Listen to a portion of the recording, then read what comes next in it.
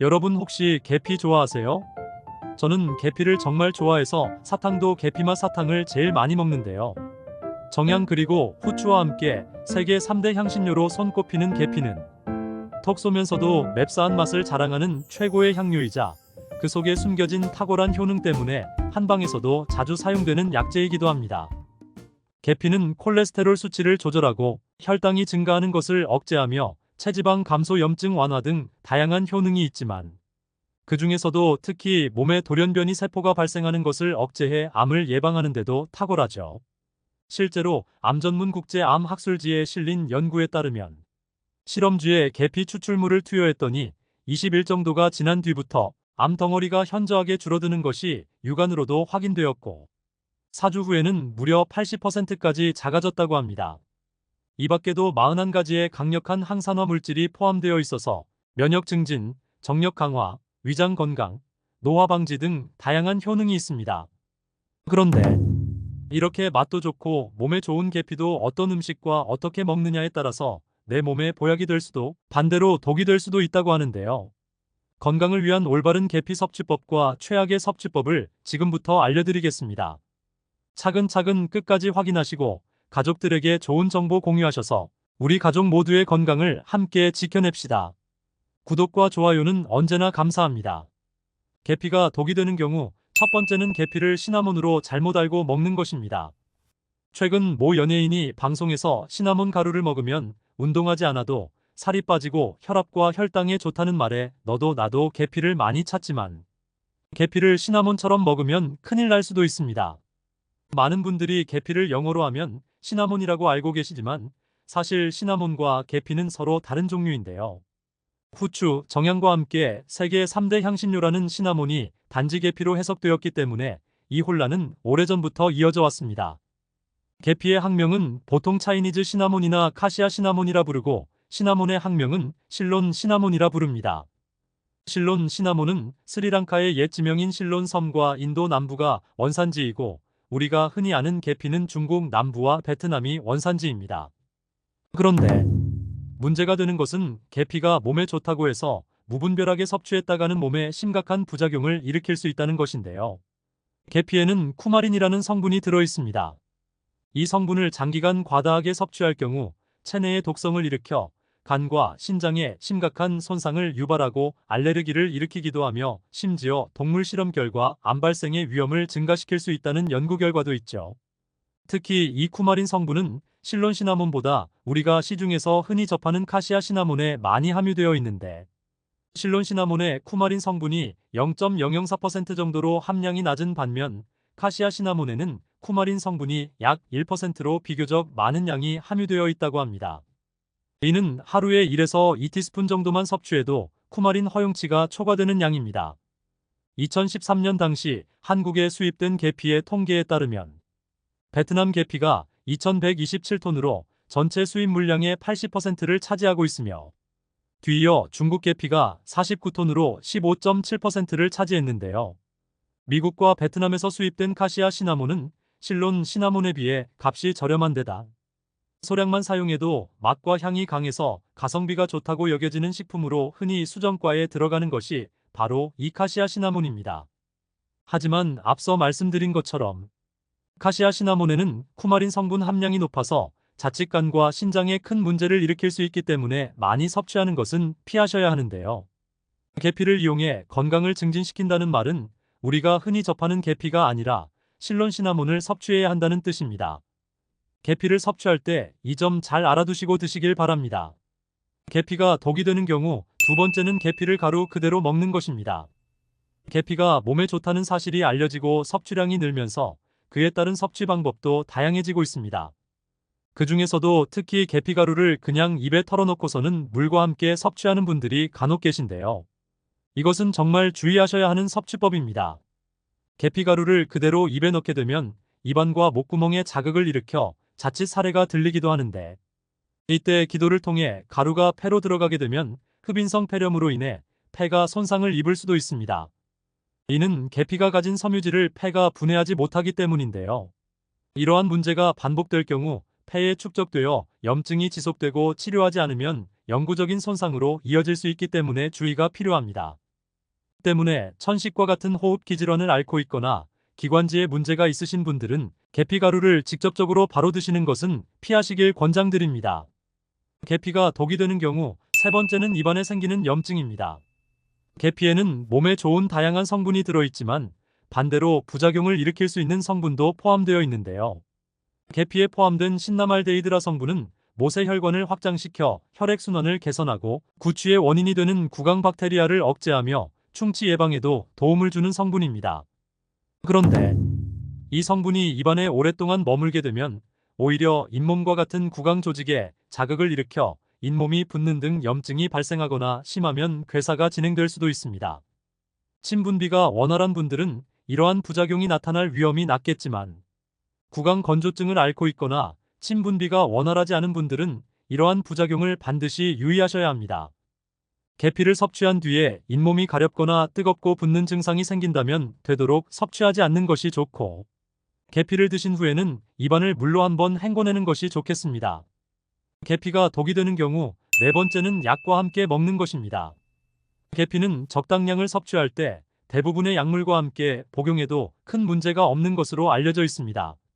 하지만 당뇨병이나 심장병, 간질환 치료제 등의 약을 복용 중일 때 계피를 너무 많이 섭취하게 되면 계피의 효능들이 이러한 약물과 더해지면서 상호작용으로 인해 효과를 향상시키거나 반대로 효과를 낮추는 부작용이 나타날 수 있기에 주의가 필요합니다. 특히 약 중에서도 파라세타몰, 아세트아미노펜, 스타틴과 같은 약들은 계피와 만나면 간에 부담을 줘서 간 손상의 가능성을 높일 수도 있습니다. 따라서 지금 복용 중인 약이 있다면 반드시 담당 의사와 상담한 뒤에 섭취 여부를 결정하시는 것이 좋겠습니다. 그렇다면 이와 반대로 계피를 건강하게 섭취하는 방법에는 어떤 것이 있을까요? 계피를 건강하게 섭취하는 방법 첫 번째는 꿀과 함께 먹는 것입니다. 꿀과 계피를 함께 먹으면 면역력이 강화되고 항체 생산을 촉진시켜 기침이나 감기와 같은 질병을 예방하며 특히 관절에서 발생하는 통증 완화에도 도움이 되는데요. 실제로 코펜하겐 대학의 연구 결과에 의하면 200명의 관절염 환자들에게 꿀을 큰 술로 하나, 계피가루를 작은 차술로 반을 섞어서 복용시켰더니 이 200명의 환자들 중에서 73명은 일주일 내에 통증이 완전히 가셨고 나머지 환자들은 대부분이 한 달 이내에 통증 없이 걷기를 시작했다고 합니다. 시나몬에는 폴리페놀 성분이 있어서 따뜻한 물과 함께 드시는 것이 좋은데요. 폴리페놀은 인슐린 민감성 향상과 인슐린 저항성 개선에 좋은 성분이며 뜨거운 물과 섭취하실 때 흡수율이 더 좋아진다고 합니다. 계피를 건강하게 섭취하는 방법 두 번째는 커피에 타서 먹는 것입니다. 계피를 섭취하는 방법 중 추천드리는 것은 커피에 넣어 마시는 것입니다. 매일 마시는 커피에 계피를 조금만 첨가해준다면 맛과 건강 모두를 챙길 수 있는데 계피 중에서도 실론 시나몬은 우리가 알던 카시아 시나몬보다 향과 맛이 강하지 않으면서도 부드럽고 매운맛이 덜하기 때문에 은은한 향과 맛을 즐길 수 있습니다. 먹는 방법은 어려울 것 없이 커피 한 잔에 시나몬 반 티스푼을 넣어 마시면 되는데요. 이와 비슷하게 커피 원두 생산지인 멕시코에서는 이미 시나몬 스틱을 넣고 끓여서 만든 카페드 올라라는 커피를 즐겨 마신다고 합니다. 계피는 체내 혈당 및 콜레스테롤 수치를 조절해 혈관 질환을 예방해주며 각종 염증 분자를 차단해 염증에 관련된 질병 발병률을 낮춰주는 데도 도움이 되고 특히 감기 증상을 완화하고 속을 따뜻하게 데우는 성질에 의해 혈액순환에도 아주 좋으니 꼭 커피에 계피를 첨가해서 드셔보시기 바랍니다. 여러분 콩나물 좋아하세요? 저는 콩나물 무침, 콩나물밥은 물론이고 특히 콩나물 국밥을 너무 좋아해서 평소에도 자주 먹는데요. 회식 다음날 숙취 해결에 이만한 게 없더라고요. 콩나물 안에는 아스파라긴산이라는 성분이 가득 들어있는데 이 성분은 숙취의 주원인이 되는 아세트알데히드를 분해시켜 숙취를 해소하는 데 도움을 줍니다. 게다가 메티오닌과 사포닌이라는 성분이 간 손상을 막아줌과 더불어 간 기능 향상에도 많은 도움을 줍니다. 또한 콩나물에는 섬유질이 많이 들어있습니다. 그렇기 때문에 대장 쪽으로 내려가게 되면 수분과 결합하게 되어 배변 활동이 원활히 이루어질 수 있게끔 도와주면서 변비 예방에도 도움을 주고 장에 묵어있던 숙변이 시원하게 배출되게 유도해줍니다. 콩나물은 비타민C, 단백질, 철분 또한 가득 함유하고 있는 음식입니다. 적혈구 수치를 유지시키는 데 도움을 주고 또 혈액순환을 도와 신진대사를 촉진시키는 탁월한 효능이 있습니다. 게다가 철분 및 비타민C 성분이 헤모글로빈 생성을 도와주어 빈혈이 있으신 분들에게 매우 좋습니다. 그리고 콩나물의 레시틴 성분은 뇌 노화를 불러일으킬 수 있는 과산화 지질의 생성을 최소화하고 기억력이 퇴화되는 것을 방지해주며 기억력 상승인지 능력 상승을 통해 치매를 예방할 수 있도록 해줍니다. 그런데 이렇게 맛도 좋고 몸에 좋은 콩나물도 어떤 음식과 어떻게 먹느냐에 따라서 내 몸에 보약이 될 수도 반대로 독이 될 수도 있다고 하는데요. 건강을 위한 올바른 콩나물 섭취법과 최악의 섭취법을 지금부터 알려드리겠습니다. 차근차근 끝까지 확인하시고 가족들에게 좋은 정보 공유하셔서 우리 가족 모두의 건강을 함께 지켜냅시다. 구독과 좋아요는 언제나 감사합니다. 콩나물과 상극인 음식 첫 번째는 시금치입니다. 시금치에는 다량의 옥살산이 포함되어 있습니다. 옥살산은 칼슘과 결합하여 옥살산 칼슘을 형성하게 되는데 이는 신장에서 결석을 유발할 수 있습니다. 콩나물에는 칼슘이 함유되어 있으므로 시금치와 함께 섭취할 경우 옥살산 칼슘의 형성이 증가할 수 있는데요. 옥살산 칼슘이 결석의 위험을 높이고 신장 건강에 악영향을 미칠 수 있는 것이죠. 신장 결석은 작은 결정체가 신장에 쌓여 형성된 것으로 소변을 통해 배출될 때 극심한 통증을 유발할 수 있습니다. 특히 옥살산 칼슘 결석은 시금치와 같은 옥살산 함유 식품을 많이 섭취할 때 발생할 수 있는데요. 그렇기 때문에 콩나물과 시금치를 함께 섭취하는 것보다는 각각 다른 시간에 드시는 것을 추천드립니다. 특히 옥살산의 영향을 줄이기 위해 시금치를 끓는 물에 데쳐서 사용하시면 좋은데요. 데치는 과정에서 옥살산의 일부가 제거되므로 결석 형성의 위험을 줄일 수 있습니다. 콩나물과 상극인 음식 두 번째는 바로 토마토입니다. 토마토에는 많은 양의 비타민C가 포함되어 있으며 이는 콩나물에 포함된 철분의 흡수를 방해할 수 있습니다. 비타민C는 철분 흡수를 돕는 역할을 하지만 일부 경우에는 철분이 흡수되지 못하고 배출되는 현상을 유발할 수 있는데요. 철분은 인체에서 적혈구를 생성하는 데 필수적인 역할을 하죠. 철분이 부족하면 빈혈을 일으킬 수 있으며 이는 피로, 어지러움, 호흡 곤란 등의 증상을 초래할 수 있습니다. 콩나물과 토마토를 동시에 섭취하는 것을 피하고 철분이 풍부한 식품을 섭취한 후에는 토마토를 먹기 전 최소 12시간의 시간을 두는 것을 추천드립니다. 이렇게 하면 철분 흡수에 방해가 되지 않습니다. 실제로 철분 흡수를 방해하는 음식으로 인해 빈혈이 발생한 사례가 보고되기도 했는데요. 한 연구에서는 비타민C 함유 식품이 철분 흡수를 저해할 수 있다는 사실을 밝혀내기도 했죠. 따라서 철분이 풍부한 식품을 섭취할 때는 비타민C 함유 식품의 섭취를 조절하는 것이 중요합니다. 콩나물과 상극인 음식 세 번째는 양배추입니다. 양배추에는 고이트로겐이라는 물질이 포함되어 있는데요. 고이트로겐은 갑상선 기능을 저해하여 갑상선 호르몬의 생산을 방해할 수 있으며 콩나물 역시 고이트로겐을 포함하고 있어 양배추와 함께 섭취하면 고이트로겐의 영향을 더욱 증폭시킬 수 있습니다. 갑상선 기능 저하증은 갑상선 호르몬이 충분히 생성되지 않아 발생하는 질환으로 피로, 체중 증가, 우울증, 추위에 민감해지는 증상 등을 유발할 수 있습니다.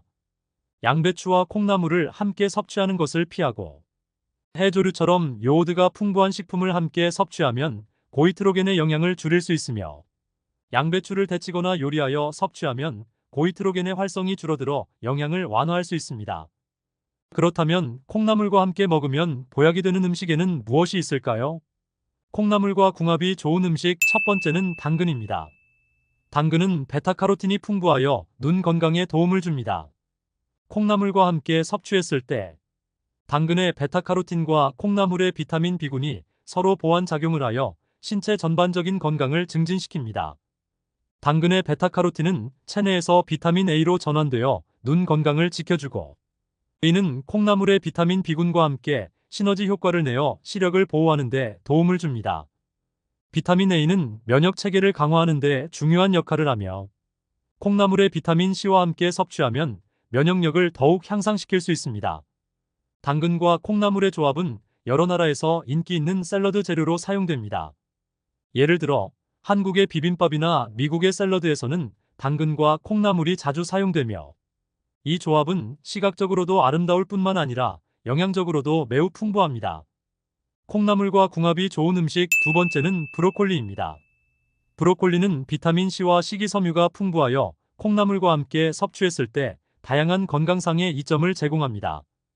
비타민C는 콩나물에 포함된 철분의 흡수를 도와 빈혈 예방에 효과적입니다. 또한 브로콜리는 항산화 물질이 풍부해 면역력 향상에 기여할 수 있는데요. 브로콜리와 콩나물 모두 식이섬유가 풍부하여 소화를 돕고 장 건강을 유지하는 데 도움을 주기 때문이죠.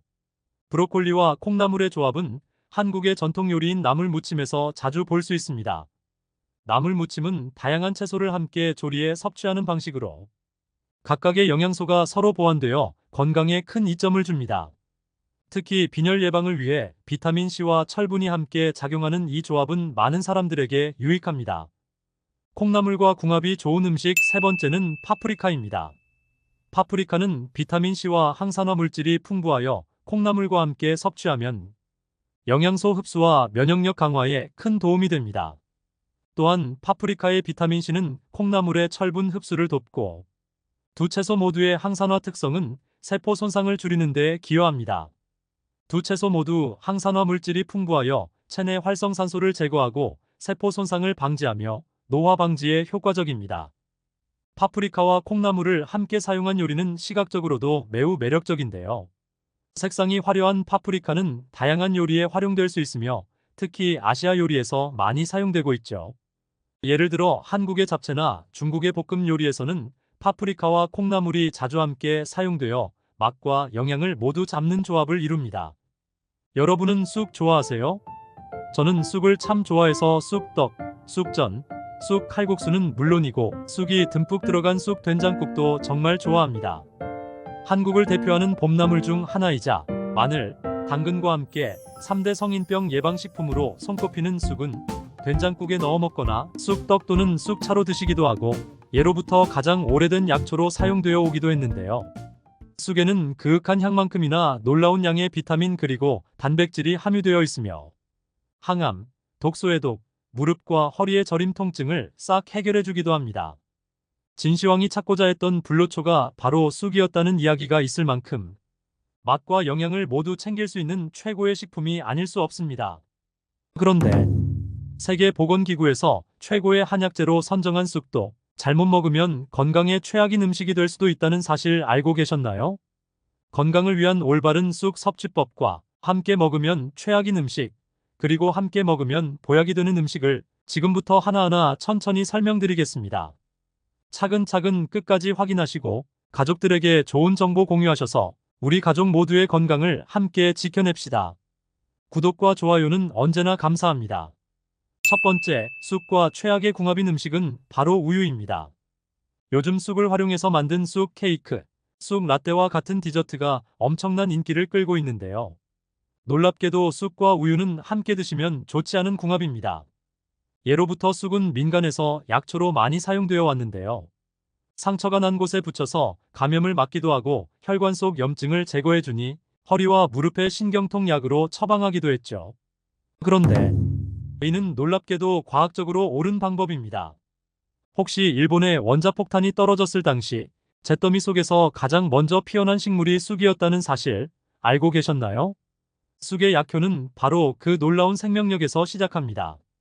그 어떤 상황에서도 땅을 정화시키고 잘 자라난다는 것이죠. 신기하게도 쑥을 드셨을 때 우리 몸속에서 똑같은 작용이 일어나는데요. 몸속의 노폐물과 독소를 배출시키는데 최고일 뿐만 아니라 풍부한 식이섬유가 혈액 속의 콜레스테롤과 혈관 속 혈당, 그리고 염증까지 딱 잡아 제거해줍니다. 시원한 쑥국을 숙취 해소 목적으로 드시는 분들도 계시는데요. 쑥은 심지어 간까지 청소해주기 때문에 이는 매우 탁월한 선택입니다. 간에 쌓인 독소를 해독하고 배출시켜서 간을 건강하게 해주니 음주 후는 물론이고 평소에도 간 건강을 위해 꼭 챙겨 드셔야 하는 필수 식재료가 아닐 수 없습니다. 그런데 이처럼 쑥의 놀라운 효능도 우유와 함께 드시면 아무 소용이 없어지는데요. 바로 우리 몸의 면역력을 올려주는 쑥의 폴리페놀 성분 흡수를 우유의 카제인 단백질이 막아버리기 때문입니다. 쑥과 우유 모두 우리 몸에 좋은 음식인데 그렇다면 혹시 같이 먹는 방법은 없을까요? 방법이 있습니다.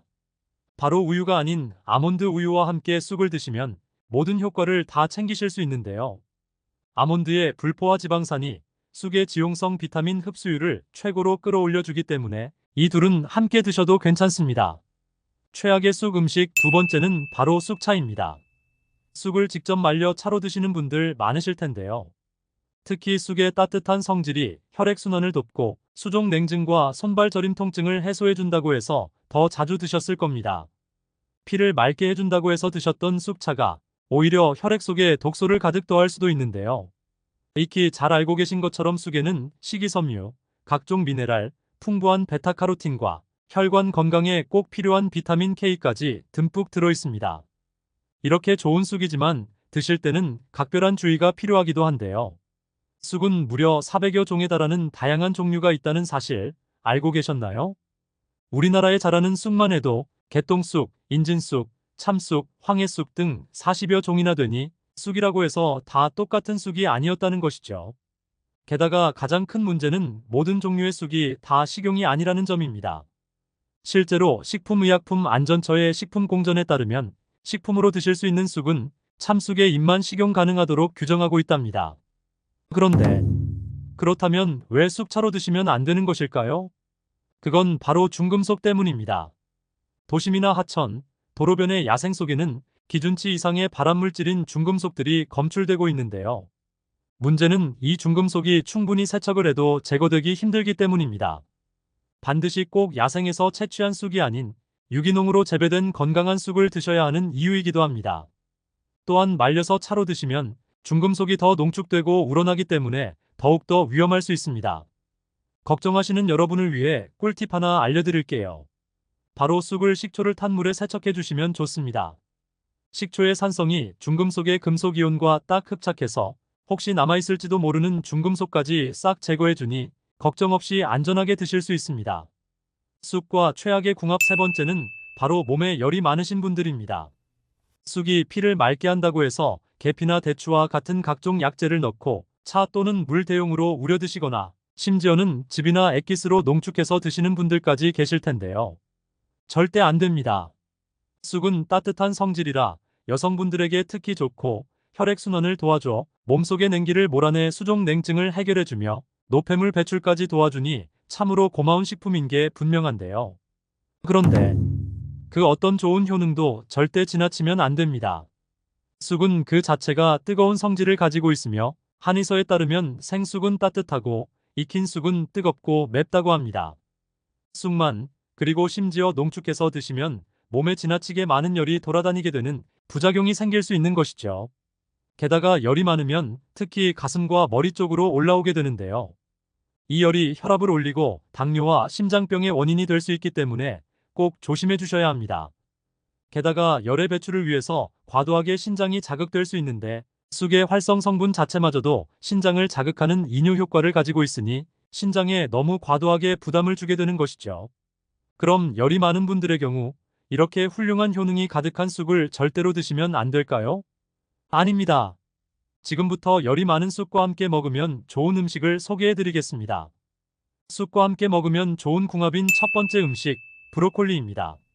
브로콜리와 쑥이라 굉장히 생소한 조합인데요.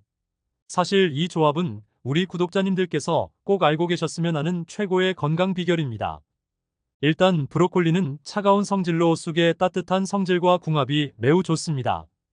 그래서 이 조합을 챙겨 드시면 전혀 걱정 없이 안전하게 드실 수 있는 것은 물론이고 몸의 염증과 항암에 놀라운 효능까지 챙길 수 있습니다. 브로콜리 자체도 우리 몸에 매우 좋은 식품인데요. 쑥과 함께하면 서로의 철분 흡수율이 무려 2배 이상 높아집니다. 그래서 산모는 물론이고 모든 연령대의 여성분들께 특히 좋습니다. 게다가 서로의 무기질과 비타민 궁합이 좋아서 염증 해소에 정말 대단한 시너지를 발휘하게 되는데요. 혈액이 산성화되어 염증이 생기는 것 자체를 차단해주고 세균에 대한 저항력을 길러주니 최고의 항염, 항암 식품이 되는 것이죠. 쑥과 브로콜리의 식이섬유가 함께 작용하면 또 하나의 놀라운 효능이 생기는데요. 쑥의 풍부한 식이섬유에는 아테미신산이라는 성분이 가득합니다. 바로 이 성분이 간에서 중성지방이 잘 대사될 수 있도록 도와줍니다. 따라서 지방간 해결은 물론이고 몸의 지방 자체가 잘 저장되지 않도록 하니 다이어트와 붓기 제거, 특히 뱃살 제거에 최고입니다. 브로콜리와 쑥을 넣어 계란말이나 계란찜을 해서 드셔도 좋고, 식사를 하실 때 쑥국과 브로콜리를 함께 곁들여 주셔도 정말 좋습니다. 쑥과 최고의 궁합인 음식 두 번째는 바로 쌀과 찹쌀입니다. 쑥이 들어간 음식 하면 가장 먼저 어떤 음식이 떠오르시나요? 봄향기 그윽한 쑥을 쌀가루에 넣고 찐 쑥버무리가 가장 먼저 떠오르는데요. 또는 찹쌀가루를 넣어 쫄깃한 쑥떡으로 드시는 분들도 계시죠. 쑥과 쌀, 찹쌀은 참 좋은 궁합입니다. 일단 나이가 들면서 혈당 걱정으로 쌀밥을 적게 드시는 분들이 참 많으신데요. 심지어 흰쌀밥을 아예 드시지 않는 분들도 계시죠. 지나치면 안 되지만 쌀은 반드시 챙겨 드셔야 합니다. 한국인은 밥심이라는 말이 괜히 있는 게 아니겠죠. 쌀의 77%가 녹말로 되어 있는데 사람이 힘을 내어 움직일 수 있도록 해주는 에너지를 만드는 가장 중요한 원료가 됩니다. 녹말은 우리 몸에서 거의 100% 가까울 정도로 완벽히 흡수되고 무려 6%가 넘는 단백질까지 있으니 근육에 활력 에너지를 불어넣어주는 것입니다. 따라서 요즘 따라 피부도 푸석하고 에너지가 없는 것 같은 분들은 반드시 쌀밥을 드셔야 합니다. 그런데 이렇게 훌륭한 쌀에 딱 하나 아쉬운 점이 있으니 바로 지방과 식이섬유, 미네랄과 비타민이 부족하다는 것인데요. 쑥에는 뼈를 튼튼하게 해주는 칼슘이 가득하고 봄철 가득 드셔야 하는 비타민 A, B, C가 듬뿍 들어 있습니다. 또 쑥의 진한 초록색은 엽록소의 색깔인데 바로 이 엽록소가 우리 몸의 세포를 튼튼하게 할 뿐만 아니라 재생시켜 주기까지 합니다. 이뿐만이 아닙니다. 쑥에는 시금치의 무려 3배나 되는 식이섬유까지 가득한데요. 장운동을 활성화해주니 변비와 숙변 제거에 으뜸입니다. 또 쑥 특유의 향과 맛을 내는 성분인 치네올이 놀랍게도 장 속에서 염증과 암을 일으키는 대장균 디프테리아균을 억제해주고 소화액의 분비를 왕성하게 해주니 소화가 잘 안 되는 분들은 반드시 쑥을 챙겨 드셔야 합니다. 쌀가루와 함께 포슬하게 찌듯이 만든 쑥떡과 쑥버무리는 이 치네올 성분을 오롯이 드실 수 있으니 더욱더 좋은 요리법입니다. 쑥과 최고의 궁합, 세 번째 음식은 바로 계란입니다. 요즘 유난히 손발이 붓고 저리고 허리와 등 무릎의 신경통증으로 고생하시는 분들 참 많으시죠? 쑥과 계란을 함께 드시면 완벽히 해결됩니다. 특히 이 조합은 여성분들에게 참 좋습니다. 쑥의 따뜻한 성질이 혈액순환을 돕고 몸의 붓기와 독소를 해독하는 디톡스 효과까지 훌륭해서 신경통을 진정시키는 데 제일입니다. 그리고 계란과 쑥이 가지고 있는 양질의 단백질이 함께 시너지 효과를 발휘해서 근육 또한 튼튼하게 만들어줍니다. 또 계란에는 각종 비타민과 항산화 성분이 들어있어서 자연의 비타민 알약으로 불리기까지 하는데요. 딱 하나 비타민C가 부족한데 이것을 쑥이 채워주니 엄청난 시너지 효과가 발휘되는 것이죠. 게다가 쑥의 칼슘과 미네랄이 혈액 속을 타고 다니면서 세포의 균형을 지켜주고 폐를 정화하니 폐질환을 치료하고 골다공증 같은 뼈 질환을 완벽히 예방해주기까지 합니다. 그리고 쑥과 계란의 궁합은 뇌 건강에도 참 훌륭합니다. 계란에 함유된 뇌 건강 비타민 콜린이 쑥의 비타민과 함께해서 기억력과 인지 능력을 강화해줄 뿐만 아니라 알츠하이머 치매로부터 뇌세포를 보호해주는 것이죠. 계란말이, 계란찜 그리고 계란국에 쑥을 넣어 향과 풍미를 가득 더해주시면 맛도 좋고 건강에는 더욱더 좋답니다. 여러분 혹시 고추 좋아하세요? 저는 고추로 만든 반찬이나 고추가 들어간 음식을 모두 좋아하고 무엇보다 아삭하고 매운 청양고추를 생으로 먹는 것을 정말 좋아하는데요. 입안이 얼얼해지면서 깔끔한 느낌이 정말 일품이고 매운맛을 좋아하는 분들에게는 모든 음식에서 빠지지 않는 필수 식재료이죠. 고추에는 놀랍게도 사과의 18배나 되는 비타민C가 풍부하게 포함되어 있을 뿐만 아니라 항산화 작용의 최고인 베타카로틴과 식이섬유 등 각종 영양소가 풍부합니다. 이런 성분들은 우리 몸의 산화를 막아 노화 방지에 도움을 주고 뇌세포의 노화도 방지해 주어 치매 예방에도 효과가 좋습니다. 게다가 고추의 매콤한 캡사이신이 혈액순환을 도와 몸속 신진대사를 활발하게 해주고 여름철 잃기 쉬운 식욕을 회복시켜 주기 때문에 건강을 위해서 반드시 챙겨 드셔야 하는 식품이 될 수 있습니다. 또 신경통 및 관절염 증상을 완화해주는 효능까지 있을 뿐더러 평소 몸이 차서 소화장애를 자주 경험하는 분들에게 매우 좋은 식품이 아닐 수 없습니다. 그런데 이렇게 맛도 좋고 몸에 좋은 고추도 어떤 음식과 어떻게 먹느냐에 따라서 내 몸에 보약이 될 수도 반대로 독이 될 수도 있다고 하는데요. 건강을 위한 올바른 고추 섭취법과 최악의 섭취법을 지금부터 알려드리겠습니다. 차근차근 끝까지 확인하시고 가족들에게 좋은 정보 공유하셔서 우리 가족 모두의 건강을 함께 지켜냅시다. 구독과 좋아요는 언제나 감사합니다. 고추와 최악의 궁합인 음식 첫 번째는 바로 쌈장입니다. 아삭한 고추를 쌈장에 푹 찍어 먹으면 맛도 좋을 뿐만 아니라 몸에 활기까지 불어넣어주니 정말 최고의 궁합이라 생각하셨을 텐데요. 쌈장에 들어있는 된장은 건강에 참 좋은 발효식품이지만 이렇게 고추를 찍어 드시는 것은 사실 그렇게 좋은 섭취법이 아닙니다. 이유는 쌈장에 가득한 나트륨과 설탕 그리고 입맛을 돋우는 인공조미료 때문인데요. 앞서 말씀드린 것처럼 고추는 비타민의 보고라고 불릴 정도로 가득한 양의 비타민 C, 비타민 B 그리고 비타민 A가 들어있습니다. 특히 풋고추 100g에는 비타민 C가 약 50mg 정도 들어있습니다. 이는 비타민 C 함량이 높은 오렌지와 비슷한 양인데요. 이렇게 풍부한 비타민 C로 인해 노화 방지와 피로 회복부터 시력 개선 효과까지 기대할 수 있는 것이죠. 또한 고추는 단백질과 식이섬유, 칼슘 등 영양분이 정말 골고루 함유되어 있는 최고의 식품이기도 합니다. 그리고 쌈장에 들어있는 된장은 항암 효과가 뛰어난 식품인데요. 실제로 암 예방 10대 수칙 중 된장을 꼭 섭취하라는 이야기도 있답니다. 발효 과정을 거친 쌈장 속의 된장은 몸속에서 암세포가 성장하는 것을 막아주고 혈액 속에서 콜레스테롤을 제거해줍니다. 그런데 문제는 쌈장 속에 들어있는 나트륨과 설탕이 고추에 가득 들어있는 비타민을 파괴한다는 것입니다. 고추를 쌈장과 함께 드시면 그만큼 효능이 떨어지게 되는 것이죠. 물론 적절한 나트륨과 설탕 섭취는 노폐물 배출이나 에너지 공급을 위해서 필요합니다. 그러나 이미 한국인의 식단에는 소금과 설탕이 많은 반찬과 과일이 가득하기 때문에 특히 주의하셔야 합니다. 고추와 최악의 궁합, 두 번째는 식초입니다. 최근 물에 식초와 고춧가루를 타서 마시는 다이어트 방법이 한창 인기를 끌었던 적이 있었는데요. 고춧가루의 캡사이신이 다이어트의 특효약이라고 알려져서 드셨겠지만 이는 위에 자극을 줄 수 있는 위험한 방법입니다. 물론 고추는 소화를 도와주고 위장을 보호해주는 역할을 한다고 알려져 있습니다. 그래서 고추는 실제로 활명수와 같은 소화제의 원료로 쓰일 만큼 소화에 탁월한 효능이 있습니다. 심지어 고추의 캡사이신은 뇌세포의 노화를 막고 뇌세포를 재생시키는 효과까지 있다고 합니다. 치매의 원인 중 하나가 뇌세포막이 산화하고 노화되면서 생기는 손상인데요. 이때 고추를 드시면 뇌세포의 노화를 지연하고 인지기능이 떨어지는 것을 막아주게 됩니다. 따라서 치매 예방을 위해서라도 고추는 꼭 챙겨 드셔야 하는데요. 그런데 과도한 캡사이신 섭취는 위점막에 상처를 내고 위에 무리를 줄 수 있습니다. 더욱이 식초와 드시면 부작용은 더욱 더 커질 수 있게 되는 것이죠. 심지어 다이어트를 위해 공복에 드시는 경우도 있는데요. 이는 정말 위험하니 주의하셔야 합니다.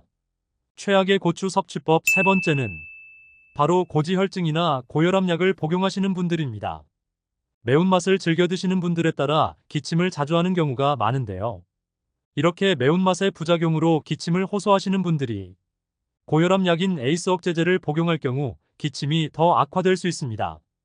그렇기 때문에 고혈압약을 복용하시는 분들이라면 고추를 섭취하는 것을 가급적 피하시길 권장드립니다.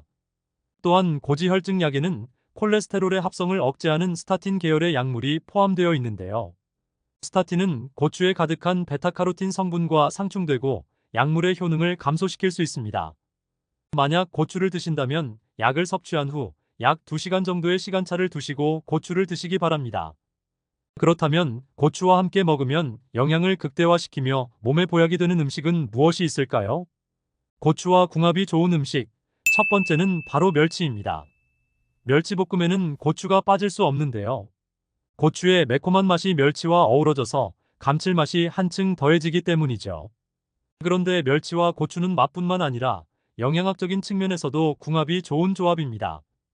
칼슘의 제왕이라고 불리는 멸치에는 칼슘을 비롯하여 인이라는 무기질도 포함되어 있는데요. 이는 몸속에서 비타민과 효소를 활성화하여 활력 가득한 에너지를 생성하고 몸 이곳저곳에 전달하는 역할을 합니다. 하지만 칼슘의 흡수를 방해한다는 단점이 있습니다. 이때 멸치와 고추를 함께 드시면 고추에 가득한 철분이 멸치의 칼슘 흡수를 도와 흡수율을 높여줍니다. 또한 멸치에는 건강에 좋은 불포화 지방산이 가득 포함되어 있는데요.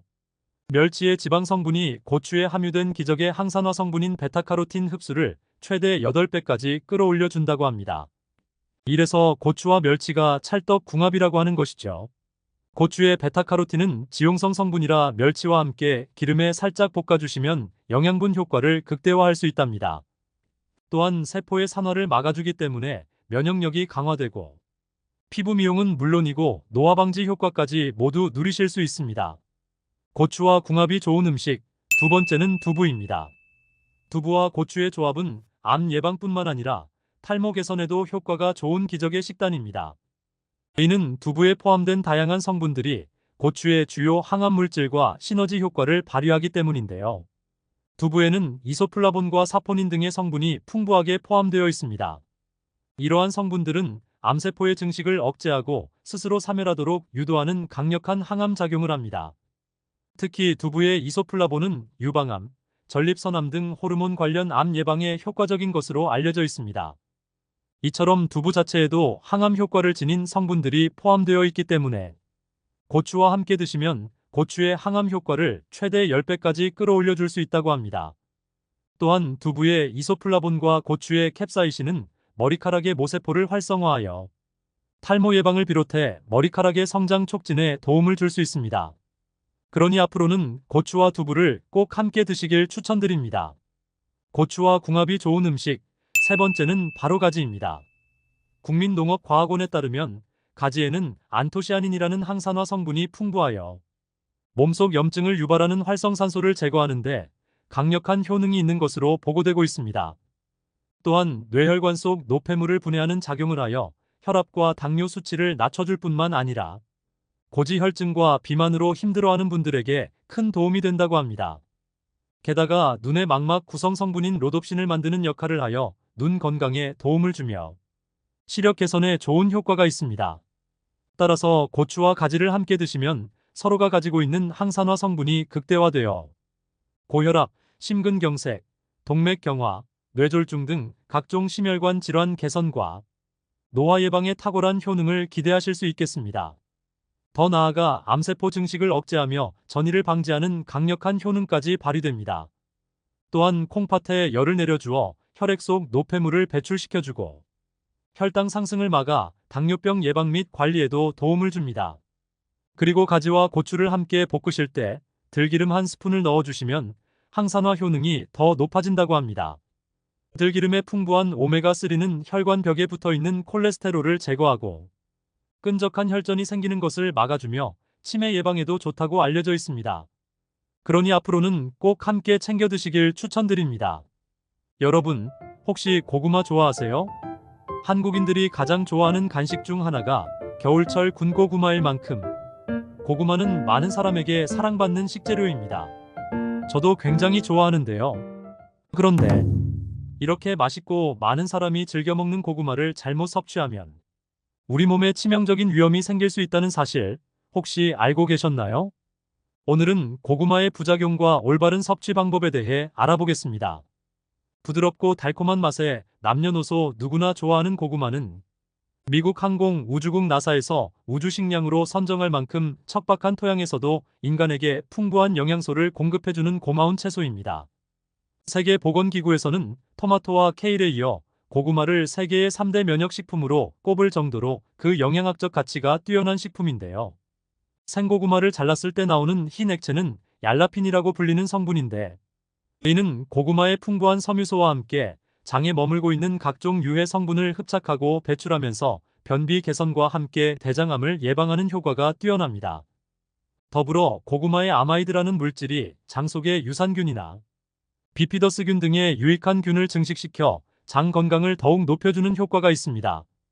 우리나라의 대한대장암문학회와 대한암협회에서는 매년 9월을 대장암의 달로 지정하고 대장암 위험성과 예방의 중요성을 알리는 활동을 하고 있는데요. 그도 그럴 것이 세계에서 대장암 발병률 1위를 차지하고 있는 나라가 바로 우리나라이기 때문입니다. 우리나라의 음식 특성상 맵고 짠 자극적인 음식이 많은 데다 기름진 서구의 음식이 더해지고 여기에 흡연과 음주 그리고 과도한 스트레스까지 겹치면서 암발병률은 날이 갈수록 높아지고 있는데요. 이때 평소에 간식으로 빵이나 과자를 먹는 것보다 영양소가 풍부한 고구마를 섭취하면 고구마에 함유된 베타카로틴과 카로티노이드 성분이 노화와 질병을 유발하는 활성산소와 염증을 억제하고 심장질환과 폐암, 식도암, 위암 등의 각종 암을 예방할 뿐만 아니라 신체 세포가 손상되는 것을 막는 동시에 세포 생성을 촉진시켜 피부 건강에도 큰 도움을 얻을 수 있습니다. 하지만 이렇게 몸에 좋은 고구마도 어떤 음식과 어떻게 먹느냐에 따라서 내 몸에 보약이 될 수도 반대로 독이 될 수도 있다고 하는데요. 이번 시간에는 고구마를 먹었을 때 독이 되는 최악의 경우와 이와 반대로 고구마를 언제 어떻게 먹어야 가장 큰 효과를 볼 수 있는지 함께 알아보겠습니다. 우리 가족을 위한 좋은 정보 꼭 챙겨가시고 구독과 좋아요 부탁드립니다. 고구마가 독이 되는 경우 첫 번째는 신장이 약하신 분들입니다. 고구마에는 섬유질과 비타민, 미네랄 등의 영양소들이 풍부하지만 그 중에서도 특히 칼륨 성분은 고구마 한 개당 약 13%가 들어있을 정도로 풍부한 음식입니다. 칼륨은 체내 나트륨 수치를 조절해 신체 수분과 삼투압을 조절하고 혈압을 개선하여 뇌졸중이나 심근경색 등 심뇌혈관 질환의 발생과 사망률을 줄여주는 역할을 합니다. 하지만 이렇게 칼륨이 풍부한 고구마가 신장이 약하신 분들에게는 오히려 독이 될 수 있는데요. 신장 기능이 떨어져 있는 분들은 칼륨 배출이 원활하지 못하기 때문에 그대로 혈액에 쌓이면서 칼륨 농도가 높아져 고칼륨 혈증을 유발할 수 있는데 이는 근육 무력감, 피로감, 반사저하, 저린 감각, 오심, 구토, 설사 등의 증상을 나타내고 증상이 심해지면 근육마비, 호흡부전, 저혈압, 부정맥 등의 증상을 보이다가 심정지로 올 수 있기 때문에 이러한 분들은 고구마 섭취를 피하시는 것을 권장드립니다. 고구마가 독이 되는 경우 두 번째는 검은 반점이 있는 고구마를 먹는 것입니다. 혹시 고구마 중에 검은 반점이 있는 것을 보신 적 있으신가요? 고구마의 검은 반점은 병원균의 일종인 검은무늬병에 감염된 고구마일 수 있습니다. 검은무늬병은 고구마를 수확할 때 생긴 상처에 균이 침투해 발생하거나 잘못된 보관으로 생기는 병의 일종으로 이포메아마론이라는 강력한 독소가 들어있습니다. 이것이 몸에 섭취된다면 속이 메스껍고 고열과 복통, 설사, 호흡 장애를 유발할 수 있으며 심하면 폐와 간을 괴사시킬 수 있는데 이 때문에 폐와 간에 관련된 질환자나 노약자의 경우라면 특히 고구마를 섭취할 때 이러한 병에 감염된 고구마가 아닌지 더욱 주의가 필요합니다. 검은무늬병은 전염성이 강해 고구마 전체의 독소를 퍼뜨릴 뿐만 아니라 심지어 함께 보관한 고구마에 전염 가능성이 있어 보관할 때 검은무늬병 걸린 고구마가 있는 건 아닌지 꼼꼼히 살필 필요가 있습니다. 농촌진흥청에 따르면 검은무늬병에 걸리지 않는 것으로 보이는 부위에도 독소가 존재할 가능성이 있으므로 쓴맛이 나는 고구마는 먹지 않는 것이 좋다고 설명하고 있습니다. 검은무늬병에 걸린 고구마는 반점이 있는 곳을 도려낸다 하더라도 강력한 전염성으로 인해 이미 고구마 전체에 독소가 퍼져 있을 수 있으며 익히더라도 독성이 사라지지 않기 때문에 아깝다고 먹지 말고 과감히 버리는 것이 좋습니다. 고구마가 독이 되는 경우 세 번째는 혈당이 높으신 분들입니다. 당뇨 환자나 아직 당뇨는 없지만 가족력이 있거나 당뇨 전 단계인 분들은 고구마를 드실 때 반드시 주의가 필요한데요. 사실 생고구마 그 자체만으로는 혈당 지수가 55 정도로 그다지 높지는 않습니다. 하지만 고구마를 익히게 되면 얘기가 달라집니다. 고구마 안에는 베타 아밀라아제라는 효소가 들어있는데 여기에 열을 가하게 되면 효소가 활성화되면서 고구마 안에 전분이 메가당으로 바뀌는 당화작용이 일어나게 됩니다. 메가당은 포도당이 두 개 결합한 이당류 탄수화물을 말하는데 우리가 흔히 먹는 달달한 시럽이나 물엿, 올리고당에도 들어가는 성분입니다. 특히 고구마를 익히는 과정에서 짧은 시간 안에 빨리 익혀지는 찐 고구마와 다르게 군고구마의 경우 만들 때 열을 서서히 높여 오래 익히기 때문에 전분이 메가당으로 바뀌는 활동 시간이 충분해져 생고구마나 찐고구마보다 훨씬 달아지게 됩니다. 고구마의 혈당 지수는 생고구마의 경우 55, 찐고구마 70.8, 군고구마는 90.9 정도입니다. 여기저기서 고구마는 당뇨에 좋다고들 말하지만 그 고구마는 익힌 고구마가 아닌 생고구마를 말하는 것입니다. 생고구마에는 식이섬유가 풍부하여 섭취하게 되면 현미처럼 다당류인 전분이 단당류로 천천히 전환되기 때문에 급격한 혈당 상승을 막아줍니다. 그렇다고 해서 많이 먹는 건 역시 금물인데요. 혈당 조절이 필요하신 분들이 고구마를 드시고자 한다면 익힌 것은 되도록 피하시고 생고구마를 하루에 100g 이내로 드시는 것이 좋습니다. 고구마가 독이 되는 경우 네 번째는 흡연을 하는 분들입니다. 고구마의 풍부한 베타카로틴 성분은 노화와 질병을 유발하는 활성산소를 제거하고 염증 질환 및 암 예방에 효과가 있으며 피부세포의 성장과 재생을 촉진하는 강력한 항산화 물질입니다. 그러나 오랫동안 흡연을 한 분들에게는 이 베타카로틴 성분이 오히려 독으로 작용하여 폐암을 유발한다는 연구 결과가 있는데요. 미국 국립보건원의 연구에 따르면 하루 베타카로틴 섭취량이 20에서 30mg인 흡연자는 베타카로틴을 복용하지 않는 흡연자에 비해 폐암 발생 위험이 24% 증가한 것으로 나타났습니다. 고구마에는 품종에 따라 차이가 있으나 대체로 속이 노란 품종의 고구마일수록 베타카로틴의 함량이 높은데요. 베타카로틴은 폐가 건강한 분들에게는 폐암 예방에 도움을 줄 수 있지만 반대로 흡연자의 경우 과량 섭취하면 오히려 폐암 위험을 증가시킬 수 있습니다. 사실 고구마를 매일 먹는 것도 아니고 한두 개 먹는다고 해서 폐암이 생기지는 않겠지만 이러한 사실을 인지하고 조심한다고 해서 나쁠 건 없겠지요. 따라서 흡연자분들은 되도록 베타카로틴 섭취에 각별히 주의하는 것이 좋겠습니다. 고구마가 독이 되는 경우 다섯 번째는 위장이 약하신 분들입니다. 혹시 고구마를 드시고 속이 쓰리거나 신물이 올라오신 적 있으신가요? 고구마는 75%가 전분으로 이루어진 전분 덩어리인데 여기에 열을 가해서 익히게 되면 고구마의 질감이 물러지고 찐득해지죠. 먹다 보면 식감이 부드러워서 얼마 씹지도 않고 꿀떡꿀떡 삼키다 보면 어느새 고구마 한 개쯤은 금방 먹게 되는데요. 이렇게 찐득하고 물컹한 고구마가 한꺼번에 많은 양이 위장으로 들어가게 되면 위액이 음식물과 잘 섞이지 못해서 소화시키는데 많은 시간이 걸리게 됩니다. 이때 평소에 위장 건강이 좋지 못한 분들은 위산이 충분히 나오지 않다 보니 소화되는 시간이 더욱 길어지면서 속이 답답하고 얹힌 듯한 느낌이 들죠. 어떻게든 일을 마친 위장은 고구마를 꾸역꾸역 소장으로 내려보내려 하는데 소장에서는 당분 함량이 많은 고구마가 한꺼번에 많이 내려오다 보니 소장세포에서 음식물을 천천히 보내라고 GLP-1이라는 호르몬을 분비합니다. 이 호르몬은 음식을 먹은 뒤에 혈당이 올라갈 때 장에서 분비되는 호르몬인데 한꺼번에 많은 당이 몸속으로 들어오면 음식이 그만 들어오도록 뇌가 포만 중추를 자극해 식욕을 떨어뜨리고 음식물이 장내에 오래 머물게 하여 포만감이 오래 지속되도록 돕는 역할을 합니다. 이 때문에 고구마가 위장 속에 한참을 머물게 되고 위장 압력이 증가하면서 위장 속 내용물이 식도 쪽으로 올라오는 식도 역류 현상이 나타나는 것이죠. 이렇게 고구마만 먹었다 하면 속이 불편한 분들은 되도록 소량씩만 드시도록 하고 동치미와 함께 드시는 것도 좋은 방법이 되는데요. 동치미에 들어가는 무에는 탄수화물 소화에 도움이 되는 효소인 아밀라아제가 풍부하게 함유되어 있습니다.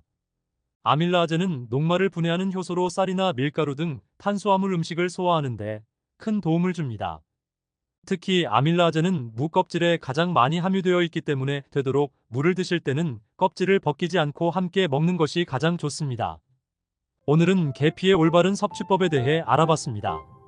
정보가 도움되셨다면 주변의 소중한 분들에게 영상을 공유해주세요. 구독과 좋아요도 부탁드릴게요. 구독과 좋아요는 건강 돋보기에게 언제나 큰 힘이 됩니다. 다음에 더 유익한 영상으로 찾아오겠습니다. 건강 돋보기는 언제나 구독자 여러분이 건강하시길 진심으로 기원합니다. 건강하고 행복하세요.